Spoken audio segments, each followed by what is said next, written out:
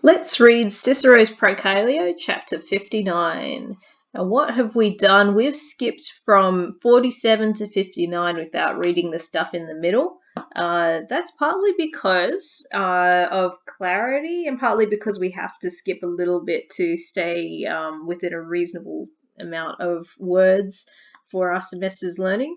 Chapter 59 picks up from previous part was Cicero is recounting the narrative of what apparently happened with Caelius and Clodia, with the lending of the gold and the poison plot.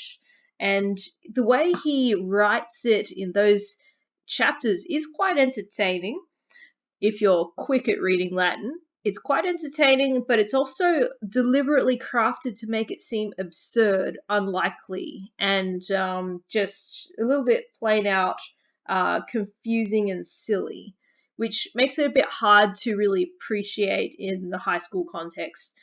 So that's why I cut out the entire poison and gold narrative plot. But he just finished chapter 58 by talking about poison, and that's going to be the theme of this malicious and skillful digression, where he talks about the death of Clodia's husband, Quintus Metellus Celer. Now, we had talked about Celer a little bit earlier. Quintus Metellus Celer. He was this Quintus Metellus guy who, when the Prosopopoeia was happening and Caecus, who Cicero was impersonating, says, don't you remember, Clodia, that you were married to a really famous guy and that you're from a very famous birth yourself? That was him who was mentioned there, Quintus Metellus, who, as soon as he set foot outside of home, he surpassed nearly all citizens in his virtue, glory, and dignity. So that's this guy who we've referred to as a really honourable guy who Clodia should remember.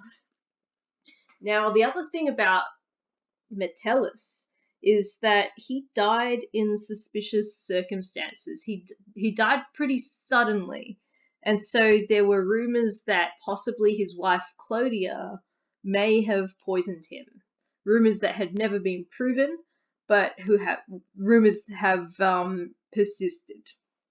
So now he's just talked about poison in his talking about the poison and gold plot, and he gets an aside. Pro di mortales, O immortal gods, cur inter din hominum sceleribus maximis, aut conivetis, aut praesentis fraudis poenas in diem reservatis. That is, why sometimes in the greatest crimes of men, in the greatest wickedness of men, do you, conivetis is you plural, addressing the gods directly, why do you either conivetis, shut your eyes, not look at? Why do you either shut your eyes in the greatest crimes of man? Out, or you reservatis, you reserve, you hold back your punishment, poenas, day by day, in diem, the punishment for the present frauds, the present, deceits. Why, oh gods, do you either shut your eyes to, sometimes either shut your eyes to the greatest crimes of men, or you hold back your judgment for the present deceits day by day? Videnim, videt illausi dolorem vel acerbissimim vita, cum Quintus Metellus abstraheretur e sinu gremioque patriae. I'm going to stop there because this is going to be a very long one. I have seen weedy. I have seen, and in for I have seen. And he's got the repetition going because of this emotional pathos is going. Well, I've seen, and I've housey is literally drained, as in draining a cup. I've drunk deep. Illum dolorem is that grief. Well, acerbissimum, which is perhaps the most bitter. In vita is in life.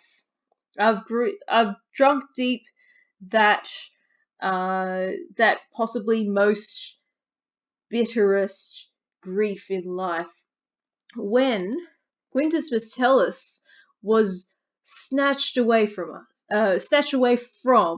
the sinus is the bosom, gremio comes from gremium is lap, the bosom and lap of his home country.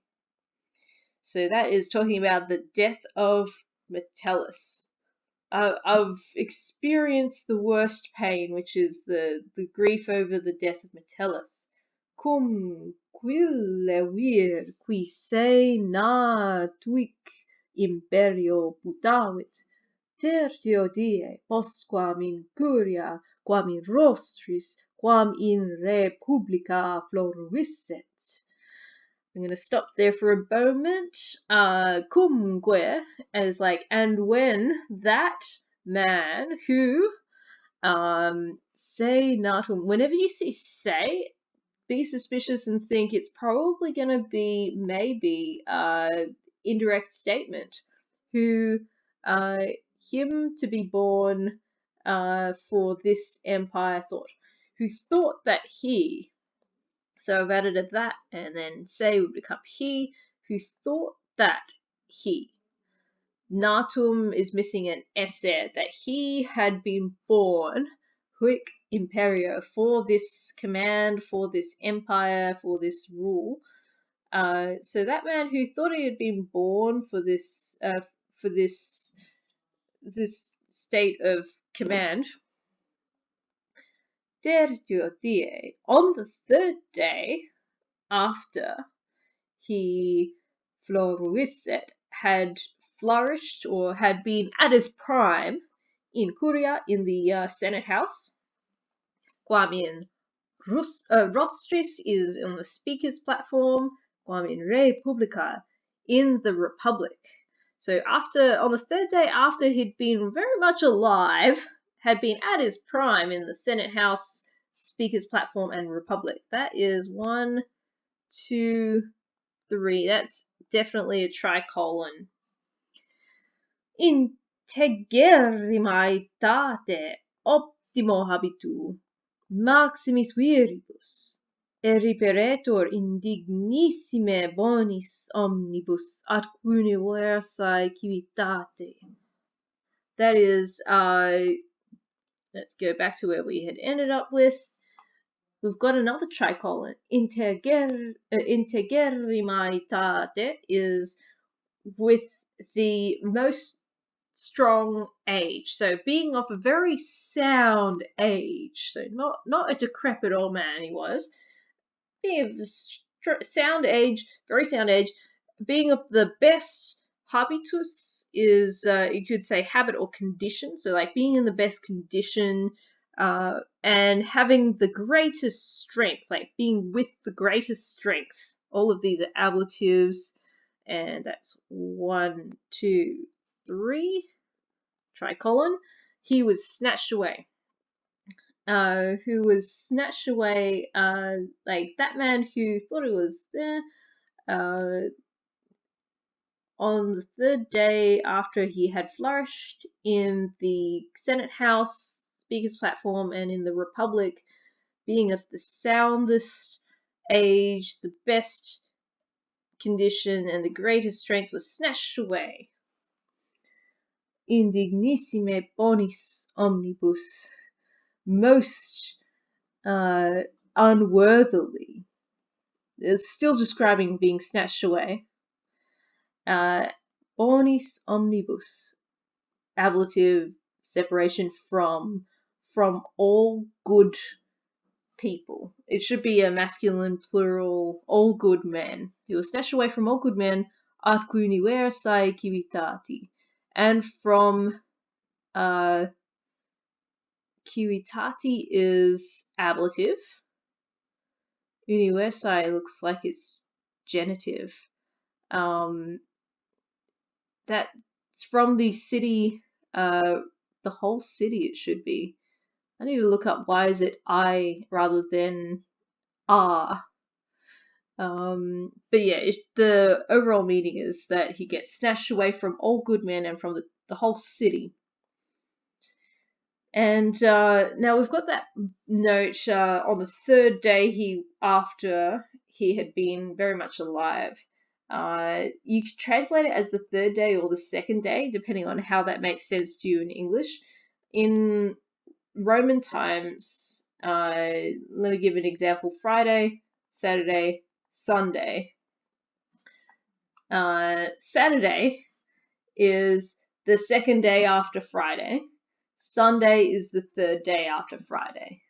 So in Roman counting, they count inclusively. They go like Friday, Saturday, Sunday, 1, 2, 3, third day, Sunday.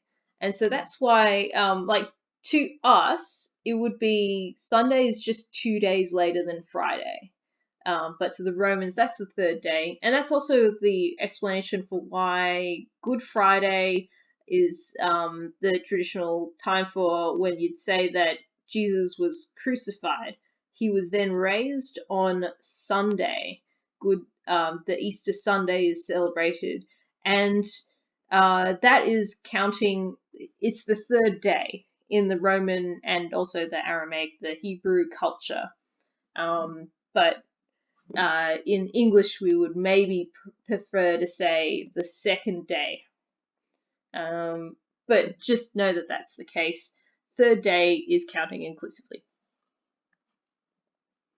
Quo quidem temporille moriens, cum iam ceteris ex partibus oppressamens esset, extremum sens ad memoriam rei publicae reservabat. I'm going to have to chop halfway through this sentence again. Quo tempore agrees together. It's a connecting relative. At this time, quidem, indeed. Indeed, at that time, ille, that guy, i.e. Metellus, that guy, moriens, while dying, cum iam ceterix ex partibus, when already from other parts, or like out of different respects, from other parts, oppressamens esset. Oppressa esset is a verb, pluperfect, passive form, subjunctive. While in other respects, his mind, his mens, had been oppressed or had been very much like afflicted in other parts, from other parts. Extremum sensum. Extremum sensum, his final thoughts, he was reserving his final thought ad memoriam, to the memory of the Republic.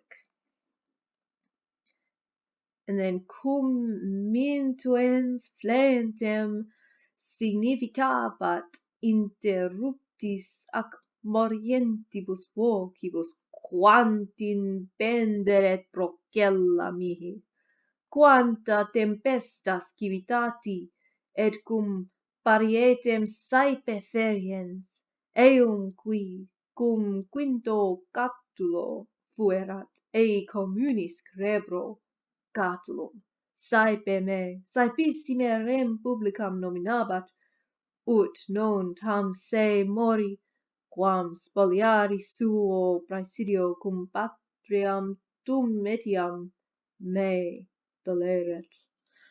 That one, I went all the way to the end. That is while me intuens, looking at me, flentem, agrees with me, as I'm weeping. While, as he was looking at me, while I'm weeping, he was indicating interruptis et morientibus voces, with interrupted and dying voices, literally, but you could say with a interrupted and dying away kind of words.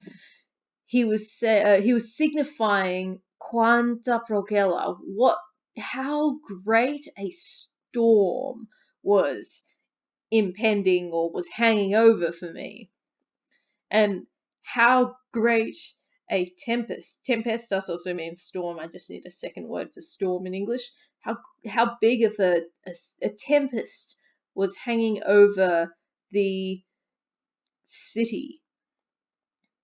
And when he was, while often variants literally striking, you could say touching or tapping at the wall, that wall which, so while he was often striking that wall which cum Quinto Catulo, with Quintus Catulus, had been to him in common. So literally, the wall which had been shared, had been common with Quintus Catulus and him, to him.